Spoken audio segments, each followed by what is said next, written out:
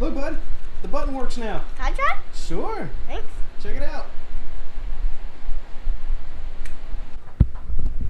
Well, hey folks, welcome back to the channel. Welcome back to the garage. I hope y'all are having a great day and a great summer, staying cool. So I've finally had a chance to take out my rear glass hatch, or my rear hatch glass release button. And it's been a little while, but I finally had time. And I've got it all taken apart. As you can see, I'm trying to figure out why it was catching every time you push the button in. And I think I got that figured out. But before I show you that, let me just show you really quickly how I got this thing out. It wasn't terribly difficult. I did have to take a couple pieces off, but let me just show you that really quick. All right, so here we are at the back of my hatch, and of course here is the hole where the release button came out of. Now, the button is actually held in with this metal clip that is in between these two pieces of sheet metal here. Now, it's relatively easy to get out. I did have to finagle with it just a little bit. I ended up using a screwdriver to kind of tap it out this way. So I just put the screwdriver in here and kind of tapped it out that way, and that gave me enough access. Now, the way this little bracket here is bent, it does hold it in pretty well, and I did have to tap on it a little hard just to get it out. And then once it came out, it slid right out. But what I was able to do, or what I had to do, I guess I should say, is unbolt the two bottom bolts here to the wiper motor mount bracket, and then I just rotated this guy a little bit out of the way just to give me enough room to pull that bracket out from down below in this little cutout area here in this sheet metal. All right, so as you remember from the previous video, I'll put a link to that one down in the description below.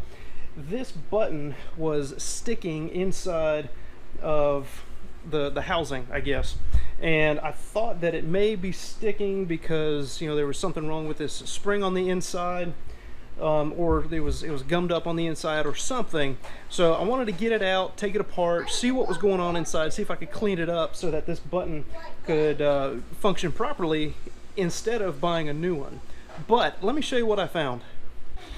Alright, so here's the release button, and what I actually found on this button was that there is a flat spot right here on the, I don't know, whatever side that is, the top or side, however it was oriented. What I'm thinking happened was, and you can kind of tell where that flat spot is right there, but what I'm thinking happened was whoever owned this vehicle before me, and this button had been like this ever since I bought the car in 2008, so I had not been able to use my rear hatch glass for, you know, the past, whatever that is, 12 years. So I finally took the rear trim piece off of the hatch, and I was able to access, you know, the back side of this button. I was able to push it open, and then I could use that release mechanism. But what I found was, and this really isn't going to be the most scientific, but what I found was that this thing was actually out of round, and so I just have a small little vice grip here, and I wish I had something a little more round just to show you. But so this is about where that flat spot is, and then of course as I rotate it I get some resistance going around, and then it frees back up right there. So instead of trying to or instead of buying a new one, what I'm going to do is just put this thing in the vise and just ever so slightly kind of clamp down on this button.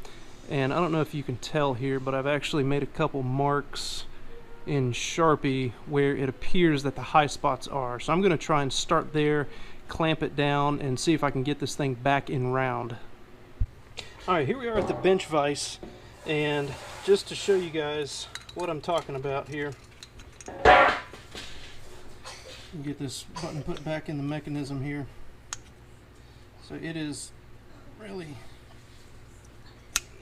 stiff once you get, you know, about halfway depressed. And then of course, you know, when you're pushing the button and you want to release that glass, you push it in, it releases, and it's supposed to, and I know the spring is not in here, but it's supposed to just pop right back out. But of course this one does not. So we're going to try and get this thing back in round, and you know, it's already messed up, so if we mess it up, We'll just have to buy a new one, I guess. But here we go. So I'm just going to try to find, you know, where the high spots are, right there. Just kind of crimp it down a little bit. And then we'll just work our way around this thing to try and find the high spots and you know, get this thing back in round.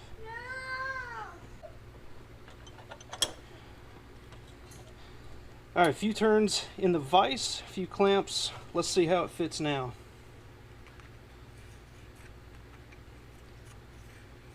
So that actually fits much better. Now before I go, or to help me fine tune this and make this action a little bit smoother, I think what I'm going to do is just grab some sandpaper. What I'm going to try on this push button is using just whatever sandpaper I had laying around. So I'm going to start out with 150. I'm going to go to, what is this, 400 I believe. And then, yeah, there you go, 400. And then I'm going to move to 1,000 grit paper. And then maybe just for good measure, I may go with some Mother's Magnet aluminum polish just to get it polished up and working really well. So first things first, let me get this cleaned off a little bit.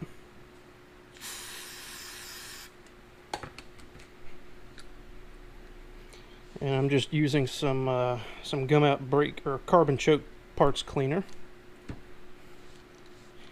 And don't worry guys, I will have links to all of these products down in the description below if you guys need to do this repair on your hatch release or rear glass hatch release button. Try saying that 5 times fast. Alright, so I got that one cleaned up there. Let me get the actual housing cleaned up.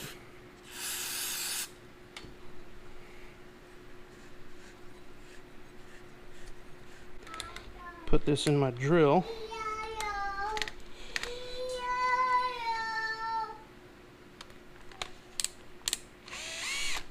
That should work pretty well. Oh, my daughter is learning her ABCs and EIO. Old MacDonald had a farm.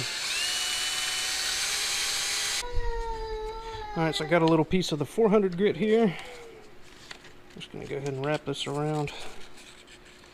Looks like there is an O-ring on here, so if you do use this method, just watch out for that O-ring. Be careful of that. Alright, so again, here's a 400 grit.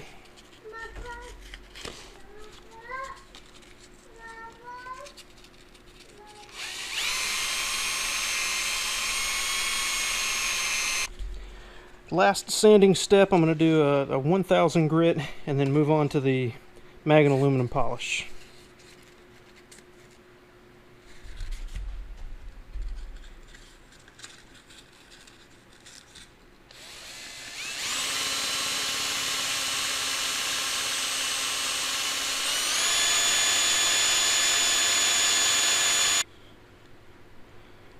Alright, then before we move on to the magnet aluminum polish, let's just check this fitment one more time.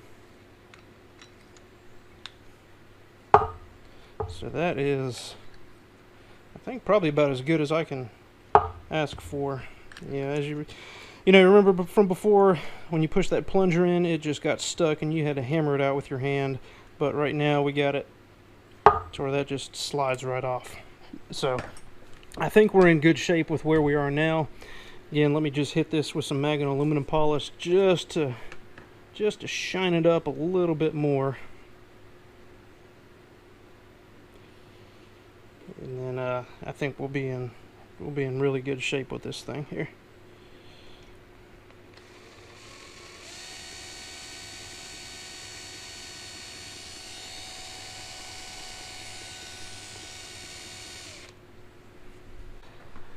Alright, so I think what I'm going to do now, I'm just going to take this O-ring off here,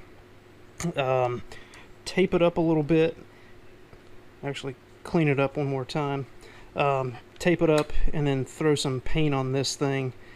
And I may actually have to, now that I think about it, I may actually have to rough this up with, you know, the 150 again, just to get that paint to adhere to it.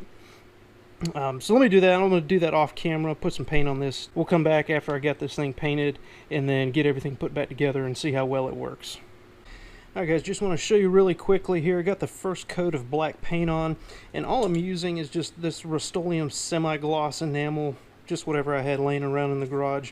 But, you know, as I said before, as I thought about it more and more, you know, exposing that bare metal to the elements is not a good idea. So I went ahead and just put a coat of semi-gloss. You know, I felt like that would match the finish of the original paint pretty well. And I'll probably go ahead and put another coat on here just for good measure, but just wanted to come back and show you guys this first coat of paint.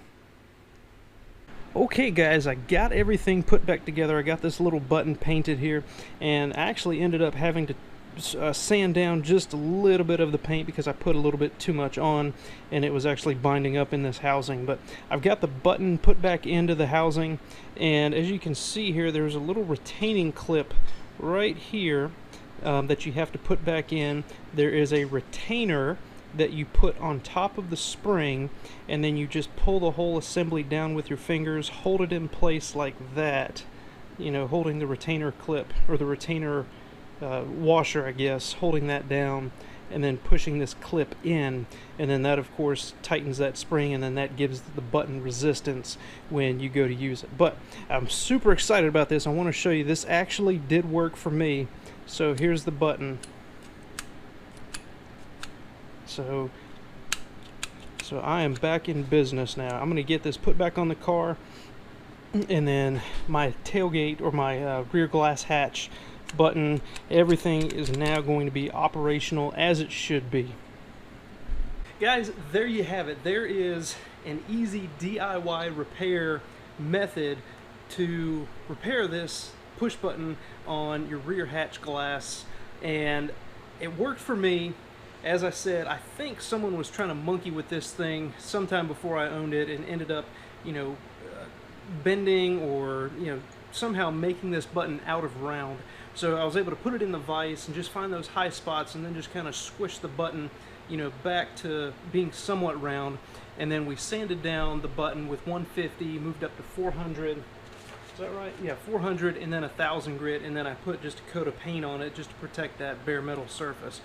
So as you can see, this button is now fully functional. I did not have to spend another 30, 40, 50 bucks on a button from GM, and I'm super excited about this repair. This just took, you know, maybe an hour or two of my time, and it worked out well. So guys, I hope this video has been helpful to you. If it has, be sure to leave a thumbs up. And if you hadn't done so already, go ahead and hit that subscribe button. I've got a lot of other car care and DIY repair videos on the channel that you guys might find useful.